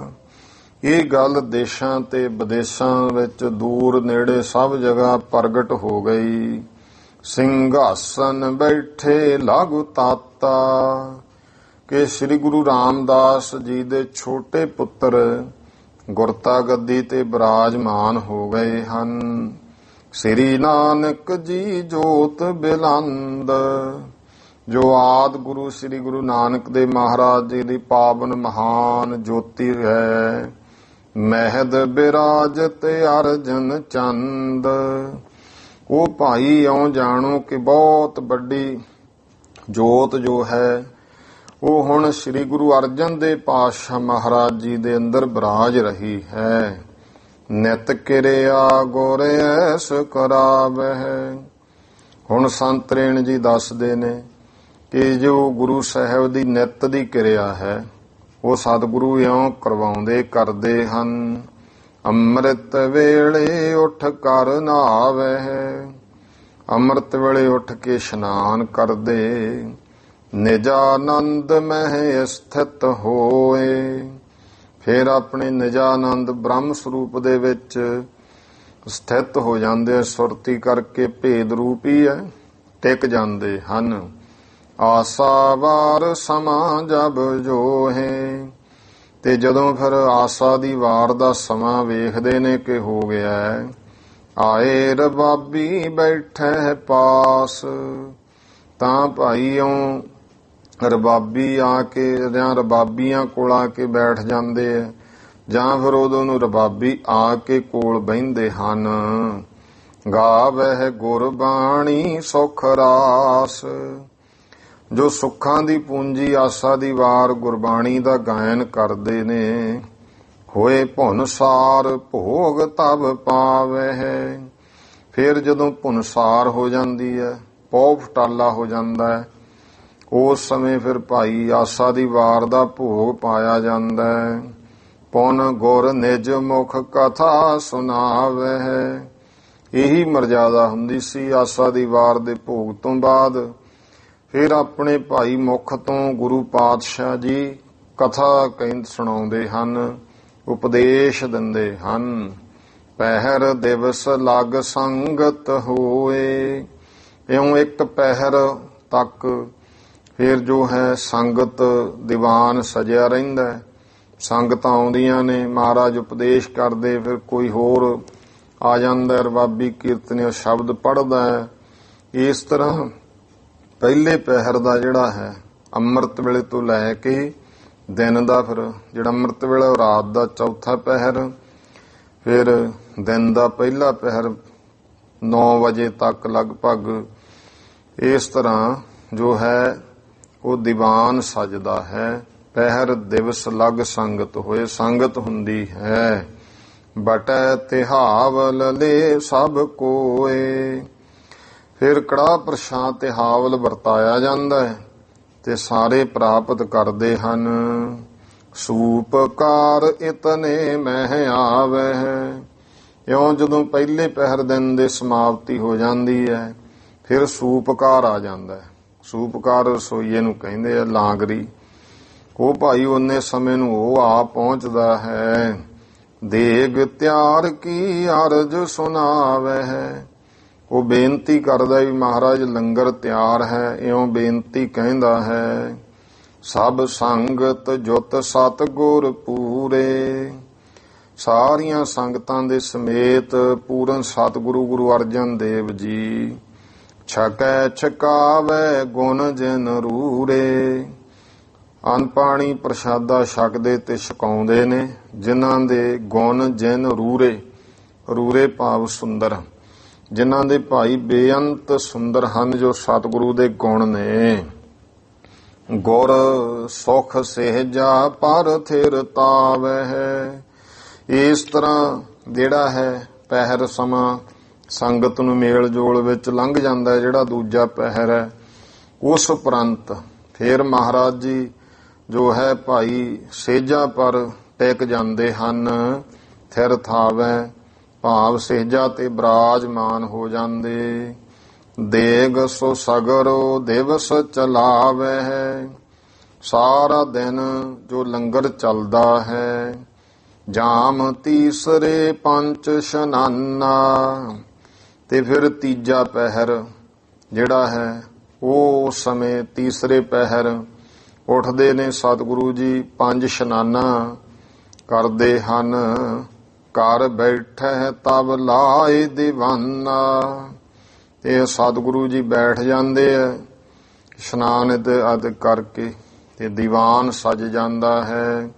ਆਏ ਰਬਾਬੀ ਸ਼ਬਦ ਅਲਾਵੈ ਹੈ, ਸ਼ਾਮ ਦੇ ਦੀਵਾਨ ਵਿੱਚ ਰਬਾਬੀ ਆਉਂਦੇ ਨੇ, ਸ਼ਬਦ ਗਾਇਨ ਕਰਦੇ ਹਨ। ਸਿੱਖ ਸੰਗਤ ਮਿਲ ਸਭ ਚੱਲ ਆਵੇ ਹੈ, ਸਾਰੀਆਂ ਸਿੱਖ ਸੰਗਤਾਂ ਇਕੱਠੀਆਂ ਹੋ ਕਰਕੇ ਦੀਵਾਨ ਵਿੱਚ ਚੱਲ ਕੇ ਆਉਂਦੀਆਂ ਨੇ। ਸੁਨਹਿ ਪ੍ਰੇਮ ਜੁਤ ਮਨ ਕੋ ਲਾਏ, ਤੇ ਪ੍ਰੇਮ ਦੇ ਸਹਿਤ ਮਨ ਲਾ ਕੇ ਕੀਰਤਨ ਸੁਣਦੇ। ਇਤਿਹਾਸ ਦੀ ਜੋ ਕਥਾ ਹੈ ਇਹ ਪੁਰਾਤਨ ਸਮੇਂ ਵਿੱਚ ਸੋਦਰ ਤੋਂ ਬਾਅਦ ਵੀ ਮਰਜ਼ਾਦਾ ਰਹੀ ਹੈ ਕਰਨ ਦੀ। ਇਉਂ ਭਾਈ ਦੀਵਾਨ ਵਿੱਚ ਕੀਰਤਨ ਪ੍ਰੇਮ ਲਾ ਕਰਕੇ ਸੁਣਦੇ ਹਨ। ਰਬ ਆਸਤਨ ਪਰ ਸੋਦਰ ਗਾਏ, ਸੂਰਜ ਜਦੋਂ ਛਿਪ ਜਾਂਦਾ ਫਿਰ ਸੋਦਰ ਰਹਿਰਾਸ ਗਾਇਨ ਕੀਤੀ ਜਾਂਦੀ ਹੈ, ਪਾਠ ਹੁੰਦਾ ਹੈ। ਪਾਠ ਰਹਿਰਾਸ ਆਰਤਾ ਗਾਵੇ ਹੈ, ਸੋਦਰ ਲਾਉਣ ਤੋਂ ਬਾਅਦ ਜੇ ਸੋਦਰ ਸੀ ਇਹ ਜਿਹੜਾ ਹੈ ਕੀਰਤਨੀਏ ਲਾਉਂਦੇ ਸੀ। ਉਸ ਤੋਂ ਬਾਅਦ ਫਿਰ ਰਹਿਰਾਸ ਸਾਹਿਬ ਤੇ ਫਿਰ ਭਾਈ ਆਰਤੀ ਗਾਇਨ ਕੀਤੀ ਜਾਂਦੀ। ਛਕੈ ਦੇਗ ਸੰਗਤ ਛਕਵਾਵੇ ਹੈ, ਇਸ ਤਰ੍ਹਾਂ ਕੜਾਹ ਪ੍ਰਸ਼ਾਦ ਸੰਗਤਾਂ ਦੇਗ ਛਕਦੀਆਂ ਸੰਗਤ ਨੂੰ ਛਕਾਉਂਦੇ ਹਨ। ਪੁਨਹ ਕਥਾ ਕਾ ਹੋਏ ਪ੍ਰਸੰਗਾ, ਫਿਰ ਇਤਿਹਾਸ ਦੀ ਕਥਾ ਦੇ ਪ੍ਰਸੰਗ ਹੁੰਦੇ ਹਨ। ਸੰਗਤ ਮਨ ਹਰ ਨਾਮੈ ਰੰਗਾ, ਸੰਗਤਾਂ ਦਾ ਜੋ ਮਨ ਹੈ ਪਰਮੇਸ਼ਰ ਦੇ ਨਾਮ ਵਿੱਚ ਰੰਗਿਆ ਜਾਂਦਾ ਹੈ। ਸੋਹਿਲਾ ਪਾਠ ਸੰਗਤ ਸਭ ਜਾਵੇ ਹੈ, ਫਿਰ ਸੋਹਿਲਾ ਸਾਹਿਬ ਦੀ ਬਾਣੀ ਦਾ ਪਾਠ ਹੁੰਦਾ ਹੈ। ਉਪਰੰਤ ਸਾਰੀਆਂ ਸੰਗਤਾਂ ਚਲੀਆਂ ਜਾਂਦੀਆਂ ਹਨ। ਨਿਜ ਨਿਜ ਥਲ ਸੁਖ ਨਿਸਾ ਬਿਤਾਵੇ ਹੈ, ਆਪੋ ਆਪਣੇ ਥਾਂ ਤੇ ਜਾ ਕੇ ਸੁੱਖ ਦੇ ਨਾਲ ਰਾਤ ਬਤੀਤ ਕਰਦੇ ਨੇ। ਸਤਿਗੁਰ ਨਿਜ ਮਹਿਲਨ ਮਹਿ ਜਾਵੇ, ਤੇ ਸਤਿਗੁਰੂ ਵੀ ਭਾਈ ਆਪਣੇ ਮਹਿਲਾਂ ਵਿੱਚ ਚਲੇ ਜਾਂਦੇ ਹਨ। ਜੋ ਗਨ ਸਿੱਖਨ ਮੁਕਤ ਕਰਾਵੇ। ਜੋ ਭਾਈ ਸਾਰੇ ਹੀ ਸਿੱਖਾਂ ਨੂੰ ਮੁਕਤ ਕਰਨ ਵਾਲੇ ਨੇ ਸਤਿਗੁਰੂ। ਅਸ ਵਿਵਹਾਰ ਨਿਤ ਗੁਰ ਕੇਰਾ। ਇਸ ਤਰ੍ਹਾਂ ਦਾ ਵਿਵਹਾਰ ਹੈ ਜੋ ਨਿਤ ਦਾ ਹੈ ਗੁਰੂ ਸਾਹਿਬ ਜੀ ਦਾ। ਦਾਸਨ ਦੁੱਖ ਦਰ ਹੈ ਬਿਨ ਬੇਰਾ। ਬਿਨ ਬੇਰਾ ਬਿਨਾਂ ਦੇਰੀ ਤੋਂ ਆਪਣੇ ਦਾਸਾਂ ਦੇ ਦੁੱਖਾਂ ਨੂੰ, ਦਾਸਨ ਦੁੱਖ ਦਰ ਹੈ, ਦੁੱਖਾਂ ਨੂੰ ਦਲ ਦਿੰਦੇ ਹਨ ਸੇਵਕਾਂ ਦੇ। ਦੋਹਰਾ ਚਤਰਥ ਗੁਰ ਕੋ ਸਿੱਖ ਜੋ ਭਾਈ ਭੱਲਾ ਗੁਰਦਾਸ। ਜੋ ਚੌਥੇ ਪਾਤਸ਼ਾਹ ਮਹਾਰਾਜ ਜੀ ਤੋਂ ਸਿੱਖੀ ਧਾਰਨ ਕੀਤੀ, ਕਿਉਂਕਿ ਗੁਰੂ ਅਮਰਦਾਸ ਜੀ ਮਹਾਰਾਜ ਦੇ ਸਭ ਤੋਂ ਛੋਟੇ ਭਾਈ ਜੋ ਬਾਬਾ ਈਸ਼ਰ ਦਾਸ ਹੋਏ ਹੈ, ਉਹਨਾਂ ਦੇ ਸੁਪੁੱਤਰ ਸਨ ਭਾਈ ਗੁਰਦਾਸ ਜੀ। ਉਦੋਂ ਛੋਟੀ ਉਮਰ ਸੀ ਗੁਰੂ ਰਾਮਦਾਸ ਪਾਤਸ਼ਾਹ ਨੂੰ ਜਦੋਂ ਗੁਰਤਾ, ਕਿਉਂਕਿ ਪੁਰਾਤਨ ਸਮਿਆਂ ਵਿੱਚ ਹੁਣ ਮਹਾਰਾਜ ਦੇ ਇਸ ਤਰ੍ਹਾਂ 4 ਜਾਂ 5 ਭਰਾ ਗੁਰੂ ਸਾਹਿਬ ਜੀ ਜਿਹੜੇ ਆ, ਕਿਉਂਕਿ ਪੁਰਾਤਨ ਸਮੇਂ ਵੱਡਾ ਪਰਿਵਾਰ ਹੁੰਦਾ ਸੀ। ਵੱਡੇ ਪੁੱਤਰ ਔਰ ਛੋਟੇ ਪੁੱਤਰ ਦੇ ਵਿੱਚ ਉਮਰ ਦੇ ਵਿੱਚ ਬਹੁਤ ਵੱਡਾ ਅੰਤਰਾ ਹੁੰਦਾ ਸੀ, ਤੇ ਇਸ ਕਰਕੇ ਉਦੋਂ ਛੋਟੇ ਸਨ। ਜਿਹੜੀ ਫਿਰ ਸਿੱਖੀ ਧਾਰਨ ਕੀਤੀ ਗੁਰਮਰਜ਼ਾਦਾ ਅਨੁਸਾਰ, ਉਹ ਗੁਰੂ ਰਾਮਦਾਸ ਜੀ ਤੋਂ ਮਹਾਰਾਜ ਚੌਥੇ ਪਾਤਸ਼ਾਹ ਤੋਂ ਧਾਰਨ ਕੀਤੀ ਭਾਈ ਗੁਰਦਾਸ ਜੀ ਨੇ।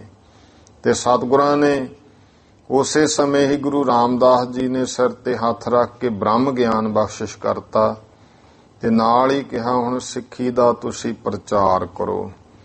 ਇੱਥੇ ਹੁਣ ਉਹੀ ਗੱਲ ਕਹਿ ਰਹੇ ਨੇ, ਚਤਰਥ ਗੁਰ ਕੋ ਸਿੱਖ ਜੋ ਭਾਈ ਭੱਲਾ ਗੁਰਦਾਸ।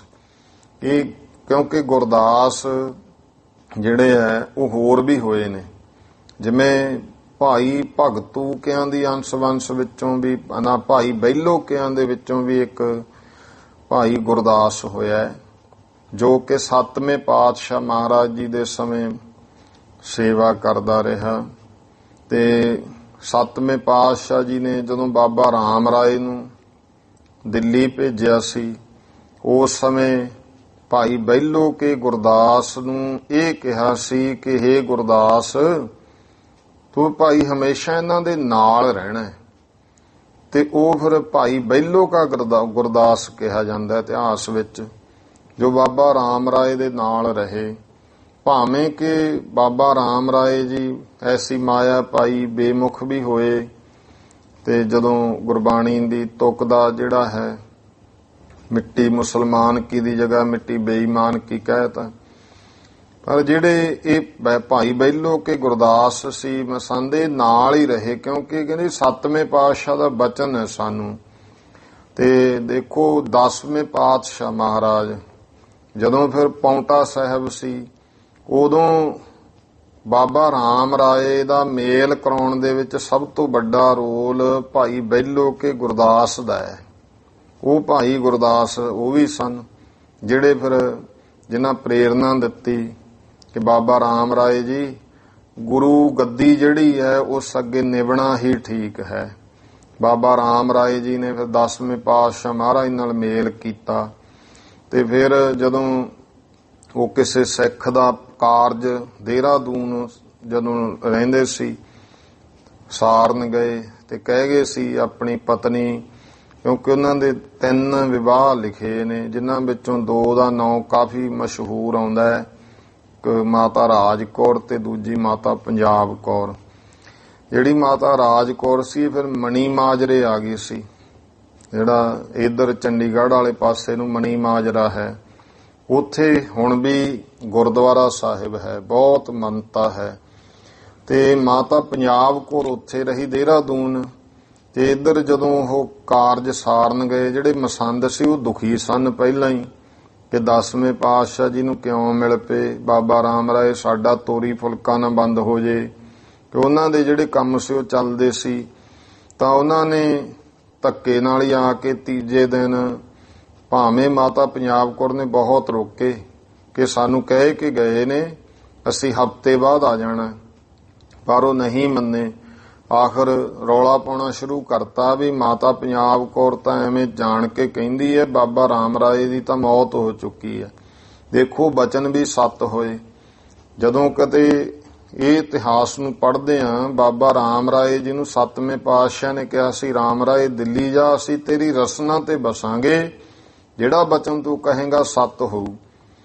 ਤੇ ਉਹ ਬਾਬਾ ਰਾਮ ਰਾਏ ਨੇ ਜੋ ਬਚਨ ਕਹਿ ਦਿਆ ਕਰਨ ਸੱਤ ਹੋਇਆ ਕਰੇ। ਇੱਥੋਂ ਤੱਕ ਵੀ ਕਹਤਾ ਔਰੰਗਜ਼ੇਬ ਕਹਿੰਦਾ ਜੇ 2 ਚੰਦਰਮੇ ਦਿਖਾਓ, 2 ਦਿਖਾਤੇ ਸੀ ਆਕਾਸ਼ ਵਿੱਚ। 72 ਕਰਾਮਾਤਾਂ ਦਾ ਜ਼ਿਕਰ ਹੈ। ਤਾਂ 8ਵੇਂ ਪਾਤਸ਼ਾਹ ਮਹਾਰਾਜ ਨੂੰ ਜਦੋਂ ਗੁਰਤਾ ਗੱਦੀ ਮਿਲੀ ਤਾਂ ਮਨ ਵਿੱਚ ਮਾਇਆ ਤਹਿਤ ਤਲਖੀ ਆ ਗਈ। ਇਹ ਗੱਲ ਕਹਿਤੀ ਸੀ ਤਾਂ ਸੀਤਲਾ ਦੀ ਖਾਜ ਹੈ। ਗੁਰੂ ਹਰਕ੍ਰਿਸ਼ਨ ਮਹਾਰਾਜ ਨੇ ਉਹ ਬਚਨ ਨੂੰ ਟਾਲਿਆ। ਮਹਾਰਾਜ ਕਹਿੰਦੇ ਉਹ ਵੀ ਬਚਨ ਸੱਤ ਹੋ, ਕਿਉਂਕਿ 7ਵੇਂ ਪਾਤਸ਼ਾਹ ਜੀ ਦਾ ਕਿਹਾ ਹੋਇਆ ਕਿ ਤੇਰੀ ਰਸਨਾ ਤੇ ਵਸਾਂਗੇ, ਜੋ ਮੁਖੋਂ ਕਹੇਗਾ ਸੱਤ ਹੋਊ। ਜੇ ਅੱਜ ਅਸੀਂ ਇਹ ਬਚਨ ਨੂੰ ਸੱਤ ਨਹੀਂ ਕਰਦੇ ਤਾਂ ਫਿਰ 7ਵੇਂ ਪਾਤਸ਼ਾਹ ਦੇ ਬਚਨ ਦੀ ਨਰਾਦਰੀ ਹੈ। ਇਸ ਕਰਕੇ 8ਵੇਂ ਪਾਤਸ਼ਾਹ ਜੀ ਸੀਤਲਾ ਰੋਗ ਹੋ ਗਿਆ।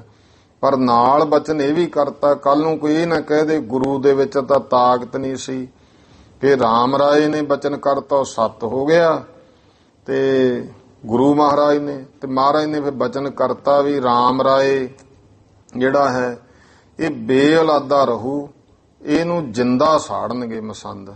ਤੇ ਉਹ ਬਚਨ ਫਿਰ ਉੱਥੇ ਸੱਤ ਹੋ ਗਿਆ। ਦੇਖੋ ਮਾਇਆ ਕਹੇਗੀ ਦੇਹਰਾਦੂਨ ਜਿਹੜੇ ਫਿਰ ਬਾਬਾ ਰਾਮ ਰਾਏ ਉੱਥੇ ਸਨ ਤੇ ਮਸੰਦਾਂ ਨੇ ਰੌਲਾ ਪਾਉਣਾ ਸ਼ੁਰੂ ਕਰਤਾ। ਉਹਨਾਂ ਦਾ ਫਿਰ ਸਰੀਰ ਚੁੱਕ ਕੇ, ਭਾਵੇਂ ਕਿ ਉਹ ਆਤਮਿਕ ਤੌਰ ਤੇ ਗਏ ਸੀ, ਕਾਰਜ ਅੱਗੇ ਵੀ ਜਾ ਵੜਦੇ ਸੀ, ਕਈ ਦਿਨ ਸਰੀਰ ਉਵੇਂ ਪਿਆ ਰਹਿਣਾ, ਫਿਰ ਸਰੀਰ 'ਚ ਪ੍ਰਵੇਸ਼ ਕਰ ਜਾਣਾ। ਮਸੰਦਾਂ ਨੇ ਧੱਕੇ ਨਾਲ ਚੱਕ ਕੇ ਸਰੀਰ ਚਿਖਾ ਤੇ ਰੱਖਤਾ। ਉਦੋਂ ਨੂੰ ਬਾਬਾ ਰਾਮ ਰਾਏ ਦੀ ਰੂਹ ਆਕਾਸ਼ਾਂ 'ਚ ਆ ਗਈ ਵਾਪਸ, ਪਰ ਇਹਨਾਂ ਨੇ ਉਦੋਂ ਨੂੰ ਸੰਸਕਾਰ ਕਰਤਾ। ਤਾਂ ਬਾਬਾ ਰਾਮ ਰਾਏ ਨੇ ਫਿਰ ਕਿਹਾ ਪੰਜਾਬ ਕੌਰ 10ਵੇਂ ਪਾਤਸ਼ਾਹ ਕੋਲੇ ਜਾ। ਫਿਰ ਭਾਈ ਗੁਰਦਾਸ ਜਿਹੜਾ ਬਹਿਲੋ ਕਾ ਸੀ, ਇਹ ਭਾਈ ਫਿਰ ਮਹਾਰਾਜ ਦੇ ਕੋਲ ਗਿਆ, ਸਾਰੀ ਗੱਲ ਦੱਸੀ ਕਿ ਮਾਤਾ ਪੰਜਾਬ ਕੌਰ ਮਹਾਰਾਜ ਤੁਹਾਡੇ ਅੱਗੇ ਬੇਨਤੀ ਕਰਦੀ ਹੈ, ਮਸੰਦਾਂ ਨੇ ਆਹ ਕੁਕਰਮ ਕੀਤਾ। ਤੇ 10ਵੇਂ ਪਾਤਸ਼ਾਹ ਨੇ ਫਿਰ ਭਾਈ ਗੁਰਦਾਸ ਬਹਿਲੋ ਕੇ ਨੂੰ ਕਿਹਾ ਵੀ ਤੁਸੀਂ ਪੰਜਾਬ ਕੌਰ ਨੂੰ ਕਹਿਣਾ ਕਿ ਵੱਡਾ ਸਮਾਗਮ ਰਚੋ, ਸਾਰੇ ਮਸੰਦਾਂ ਨੂੰ ਚਿੱਠੀਆਂ ਪਾਓ ਕਿ ਤੁਹਾਨੂੰ ਬਹੁਤ ਵੱਡੇ ਸਨਮਾਨ ਦੇਣੇ ਆ। ਤੇ ਫਿਰ ਬਹੁਤ ਵੱਡਾ ਸਮਾਗਮ ਰਚਿਆ ਦੇਹਰਾਦੂਨ ਦੇ ਵਿੱਚ। ਪੌਂਟਾ ਸਾਹਿਬ ਤੋਂ ਗੁਰੂ ਗੋਬਿੰਦ ਸਿੰਘ ਜੀ ਮਹਾਰਾਜ ਉੱਥੇ ਗਏ, ਦੇਹਰਾਦੂਨ ਨੇੜੇ ਹੈ, ਤੇ ਜਾ ਕੇ ਜਿਹੜੇ ਮਸੰਦ ਸੀ, ਕੋਈ ਕਿਸੇ ਨਾਲ 20 ਕਿਸੇ ਨਾਲ 50, ਫਿਰ ਉਹ ਆਏ ਆਉਂਦੇ ਚੌੜੇ ਹੋਏ, ਮਾ ਬਈ ਅੱਜ ਤਾਂ ਬਹੁਤ ਵੱਡੇ ਸਨਮਾਨ ਹੋਣੇ ਆ। ਫੁੱਲੇ ਨਹੀਂ ਸਮਾਉਂਦੇ, ਮੁੱਛਾਂ ਨੂੰ ਤਾ ਦਿੱਤੇ ਹੋਏ ਆ।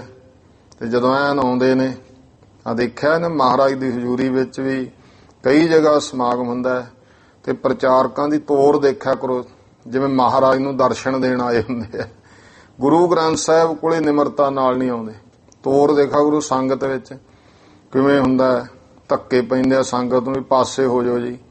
ਉਹੀ ਸੰਗਤਾਂ ਦਾ ਦਿੱਤਾ ਖਾਂਦੇ ਹੋ, ਉਹਨਾਂ ਹੀ ਸੰਗਤਾਂ ਨੂੰ ਗੁਰੂ ਦੀ ਗੱਲ ਸੁਣਾਉਣੀ, ਉਹਨਾਂ ਨੇ ਧੱਕੇ ਦਿੰਦੇ ਹੋ। ਬਖਸ਼ੋਗੇ, ਬਖਸ਼ੇ ਕਿੱਥੇ ਜਾਓਗੇ। ਨਾਲੇ ਗੁਰੂ ਗ੍ਰੰਥ ਸਾਹਿਬ ਦੀ ਹਜ਼ੂਰੀ ਤਾਂ ਇੰਨੀ ਨਿਮਰਤਾ ਨਾਲ ਹੋਈ, ਮਹਾਰਾਜ ਅਸੀਂ ਕੀ ਚੀਜ਼ਾਂ ਹਮ ਰੁਲਤੇ ਫਿਰਤੇ ਕੋਈ ਬਾਤ ਨਾ ਪੁੱਛਤਾ, ਗੁਰ ਸਤਿਗੁਰ ਸੰਗ ਕੀਰੇ ਹਮ ਥਾਪੇ। ਕੀ ਸੀ, ਅਸੀਂ ਕਰ ਕੀ ਸਕਦੇ ਹਾਂ, ਪ੍ਰਚਾਰਕ ਹੈ ਕੀ ਚੀਜ਼। ਇਹ ਤਾਂ ਗੁਰੂ ਨੇ ਕਿਰਪਾ ਕੀਤੀ ਹੈ ਗੁਰਮੁਖੋ। ਜਿਹੜਾ ਜਿੰਨਾ ਵੀ ਕੋਈ ਮਾਣ ਸਤਿਕਾਰ ਕਿਸੇ ਨੂੰ ਮਹਾਰਾਜ ਦੀ ਕਿਰਪਾ ਨਾਲ ਮਿਲਦਾ ਹੈ। ਤੋ ਇਉਂ ਕਰਕੇ ਫਿਰ ਉਹ ਮਸੰਦ ਬੜੇ ਚੌੜੇ ਹੋ ਆਉਂਦੇ ਆ। ਫਿਰ ਰੱਖਿਆ ਵੈਸੀ ਅੱਡ ਬਹੁਤ ਵੱਡਾ ਜਿਹੜਾ ਹੈ ਪਰਦੇ ਦੇ ਵਿੱਚ ਕੜਾਹੇ ਕੀਤੇ ਸੀ ਗਰਮ, ਉੱਥੇ ਫਿਰ ਮਹਾਰਾਜ ਨੇ ਮਸੰਦ ਸਾੜੇ ਸੀ। ਤੇ ਕਈਆਂ ਨੇ ਕਿਹਾ ਇਹ ਕੀ ਕੀਤਾ। ਮਹਾਰਾਜ ਕਹਿੰਦੇ ਬਾਬਾ ਰਾਮ ਰਾਏ ਨੂੰ ਜਦੋਂ ਇਹਨਾਂ ਜਿੰਦਾ ਸਾੜਿਆ ਉਦੋਂ ਨਹੀਂ ਦੁੱਖ, ਤੇ ਉਹ ਜਿਹੀਆਂ ਸਜ਼ਾਵਾਂ ਦਿੱਤੀਆਂ ਮਸੰਦਾਂ ਨੂੰ। ਇਹ ਉਸ ਸਮੇਂ ਜਿਹੜਾ ਮੁੱਖ ਰੋਲ ਸਾਰਾ ਮਹਾਰਾਜ ਕੋਲੇ ਆਉਣ ਦਾ ਗੱਲ ਚੱਲੀ ਸੀ ਕਿ ਉਹ ਵੀ ਇੱਕ ਗੁਰਦਾਸ, ਜਿਹਨੂੰ ਭਾਈ ਬਹਿਲੋ ਕਾ ਗੁਰਦਾਸ ਕਿਹਾ ਜਾਂਦਾ ਹੈ। ਫਿਰ ਗੁਰਮੁਖੋ ਹੋਰ ਗੁਰਦਾਸਾਂ ਵਿੱਚ ਇੱਕ 10ਵੇਂ ਪਾਤਸ਼ਾਹ ਮਹਾਰਾਜ ਜੀ ਤੋਂ ਬਾਅਦ ਭਾਈ ਗੁਰਦਾਸ ਸਿੰਘ ਵੀ ਹੋਏ ਨੇ, ਜਿਨ੍ਹਾਂ ਨੇ ਵਾਰ ਲਿਖੀ ਹੈ ਵਾਹ ਵਾਹ ਗੋਬਿੰਦ ਸਿੰਘ ਆਪੇ ਗੁਰ ਚੇਲਾ। ਇਸ ਕਰਕੇ ਇੱਥੇ ਫਿਰ ਇਹਨਾਂ ਨੇ ਭਾਈ ਭੱਲਾ ਗੁਰਦਾਸ ਲਿਖਿਆ ਤਾਂ ਕਿ ਇਹ ਗੱਲ ਸਪਸ਼ਟ ਰਹੇ ਕਿ ਕੌਣ ਗੁਰਦਾਸ ਹੈ, ਕਿਉਂਕਿ ਜਿਹੜੀ ਭੱਲਾ ਜਾਂ ਇਹ ਪਹਿਚਾਣਕ ਸ਼ਬਦ ਹੈ, ਜਿਵੇਂ ਗੋਤ ਹੈ, ਇਹ ਕੋਈ ਹਉਮੈ ਪ੍ਰਤੀਕ ਸ਼ਬਦ ਨਹੀਂ ਵਰਤਣਾ ਚਾਹੀਦਾ। ਕਈ ਵਾਰ ਹੁੰਦਾ ਨੇ ਕਿ ਸਿੱਖੀ ਵਿੱਚ ਜੀ ਗੋਤ ਦਾ ਕੋਈ ਮਤਲਬ ਨਹੀਂ, ਤਾਂ ਗੁਰੂ ਗ੍ਰੰਥ ਸਾਹਿਬ ਜੀ ਦੇ ਵਿੱਚ ਵੀ ਸੋਢੀ ਸ਼ਬਦ ਗੁਰੂ ਰਾਮਦਾਸ ਜੀ ਦੇ ਨਾਲ ਆਇਆ, ਨਾਮ ਨਾਲ ਭੱਲਾ ਸ਼ਬਦ ਵੀ ਆਇਆ, ਤਾਂ ਤ੍ਰੇਹਣ ਵੀ ਆਇਆ। ਇਹਦਾ ਭਾਵ ਕੋਈ ਉਹ ਹਉਮੈ ਨਹੀਂ, ਇਹ ਇੱਕ ਪਹਿਚਾਣਕ ਸ਼ਬਦ ਹੈ। ਤੇ ਪਹਿਚਾਣ ਤੌਰ ਤੇ ਜਿਵੇਂ ਹੁਣ ਵਿਦੇਸ਼ਾਂ 'ਚ ਦੁਨੀਆ ਜਾਂਦੀ ਹੈ, ਉੱਥੇ ਹੁਣ ਇੱਕ ਨਾਮ ਦੇ ਮੰਨ ਲਓ 4 ਵਿਅਕਤੀ ਨੇ, ਤਾਂ ਫਿਰ ਉਹਨਾਂ ਦੇ ਪਹਿਚਾਣ ਦੇ ਤੌਰ ਤੇ ਜਿਹਨੂੰ ਹੁਣ ਅੱਜਕੱਲ ਸਰਨੇਮ ਕਹਿੰਦੇ, ਉਪਨੇਮ ਇੱਕ ਐਸਾ ਜੋ ਆਪਾਂ ਗੋਤਰ ਤੌਰ ਤੇ ਨਾਲ ਲਾ ਲੈਂਦੇ ਆ, ਉਹਦੇ ਨਾਲ ਕੀ ਹੈ ਵੀ ਪਹਿਚਾਣ ਹੋ ਜਾਂਦੀ ਹੈ। ਮੰਨ ਲਓ ਉੱਥੇ ਮਲਕੀਤ ਸਿੰਘ 4 ਹੋ ਗਏ, ਹੁਣ ਉੱਥੇ ਪਤਾ ਕਿਹਨੂੰ ਲੱਗੂ, 4ਾਂ ਦੀ ਵੱਖਰੀ ਪਹਿਚਾਣ ਹੋ ਗਈ, ਕੋਈ ਨਾਲ ਵੱਖਰਾ ਸਰਨੇਮ ਲੱਗਣੇ। ਇੱਥੇ ਵੀ ਰਹੋ ਵਿਚਾਰ। ਚਤਰਤ ਗੁਰ ਕੋ ਸਿੱਖ ਜੋ ਭਾਈ ਭੱਲਾ ਗੁਰਦਾਸ।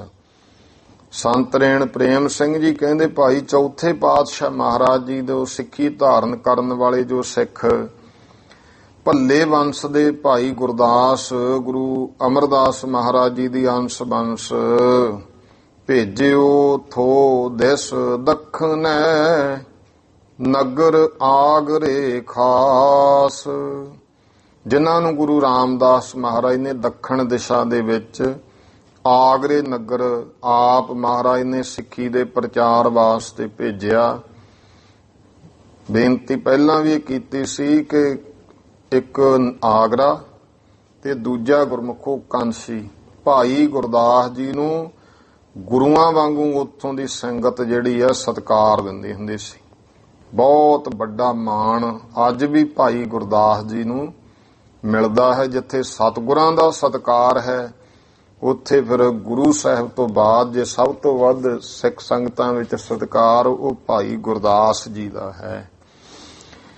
ਤੋ ਭਾਈ ਸਾਹਿਬ ਭਾਈ ਗੁਰਦਾਸ ਜੀ ਭੱਲੇ ਜੋ ਦੱਖਣ ਦਿਸ਼ਾ ਆਗਰੇ ਵੱਲ ਸਤਿਗੁਰਾਂ ਨੇ ਭੇਜੇ ਸਨ, ਚੌਪਈ ਗੁਰ ਬਚਤੇ ਸਿੱਖੀ ਪ੍ਰਗਟਾਈ।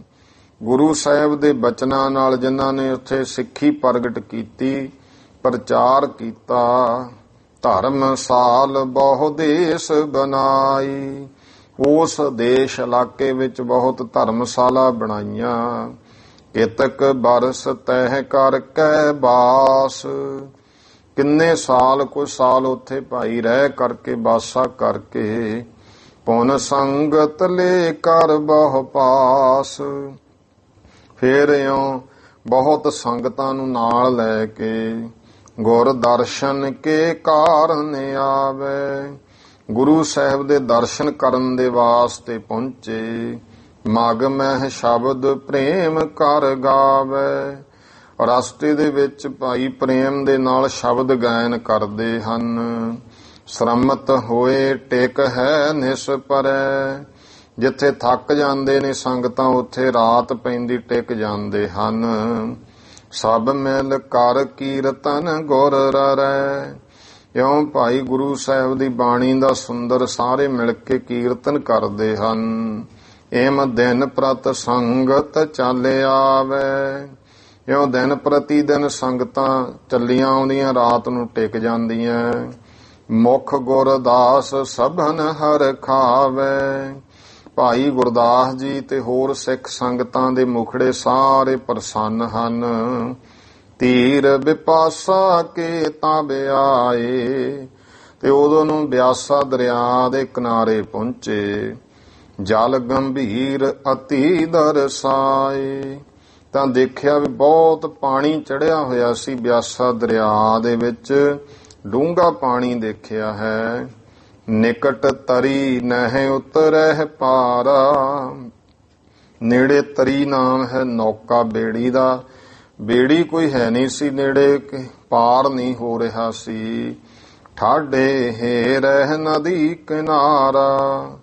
ਉੱਥੇ ਖੜੇ ਭਾਈ ਸਾਹਿਬ ਗੁਰਦਾਸ ਜੀ ਸੰਗਤਾਂ ਨਦੀ ਦੇ ਕਿਨਾਰੇ ਦਰਿਆ ਬਿਆਸ ਤੇ ਖੜ ਕੇ ਵੇਖ ਰਹੇ ਨੇ। ਬਸਹਿ ਜਾਮਨੀ ਜੇ ਸਥਾਨ, ਕਹਿੰਦੇ ਵੀ ਜੇ ਰਾਤ ਹੋ ਗਈ ਇਸ ਥਾਂ ਤੇ ਰਾਤ ਨੂੰ ਰਹੀਏ। ਆਵਹਿ ਨੌਕਾ ਪ੍ਰਾਤੀ ਜਾਨ, ਜਿਹੜੀ ਬੇੜੀ ਹੈ ਉਹ ਤਾਂ ਹੁਣ ਜਾਣ ਲੋ ਕਿ ਸਵੇਰੇ ਆਵੇਗੀ। ਸਕਲ ਵਸਤ ਤੇ ਹੋਇ ਔਖਾਈ, ਇਸ ਕਰਕੇ ਸਾਰੀਆਂ ਵਸਤੂਆਂ ਤੇ ਹੋਰ ਇੱਥੇ ਰਹਿਣਾ ਹੁਣ ਕਿਨਾਰੇ ਔਖਾ ਹੈ।